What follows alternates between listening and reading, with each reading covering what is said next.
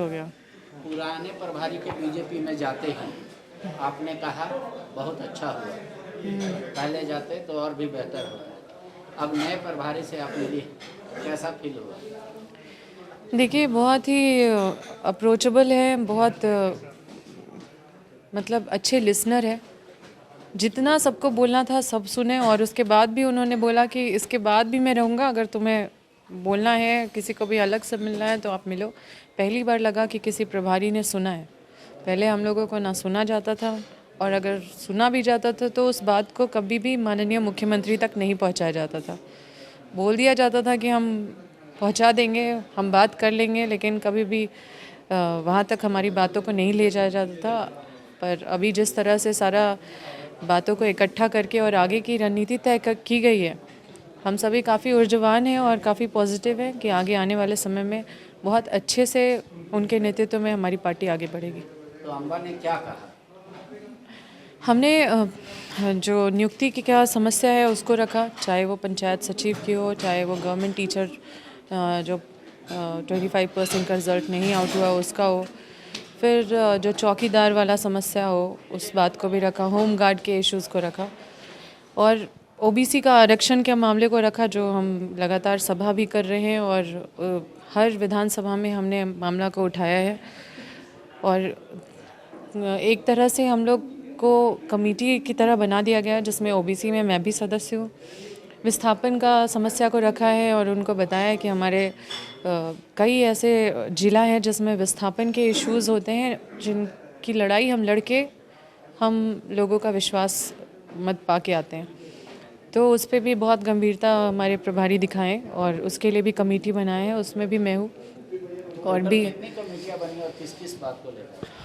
Total कई सारी कमेटियां बनी हैं, और जैसे हो गया लैंड को लेके, फिर ट्राइबल लैंड को लेके, विस्थापन को लेके, माइनॉरिटी को लेके, नियुक्ति को लेके, ओबीसी आरक्षण को लेके, और भी ऐसे कई सारी समस्या जो हम लोग सब अपने अपने तरफ से रखे, वो सारा इश्यूज़ एड्रेस हुआ। और अपने क्षेत्र में जो स्पेसिफिक इश्यूज़ था, जो हम लोग अपने क्षेत्र में जो स्ट्रगल कर रहे हैं, जैसे हमारे क्षेत्र में अधिग्रहण का जो समस्या है, जिसके लिए लगातार प्रयास कर रहे हैं। कुछ लैंड हमने रैयतों के वापस करवा दिए, कुछ लैंड अभी भी है, बिजली काट दिया गया है, तो वहाँ पे अधिग्रहण भी है तो काम भी नहीं कर रहे, बिजली भी लोगों को नहीं मिल रहा, और कॉलोनी भी नहीं है, और घर भी जर्जर अवस्था में है।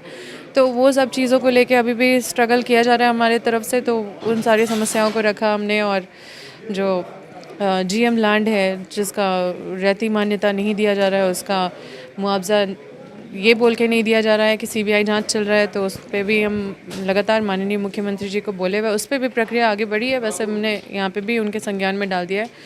और मुझे लगता है कि हम सबको 40 मतलब मैंने तो 40 मिनट अपना बात रखा है, तो कई सारी बातों को रखा है, और सबको अपने कंफर्ट के हिसाब से बोलने का मौका दिया गया।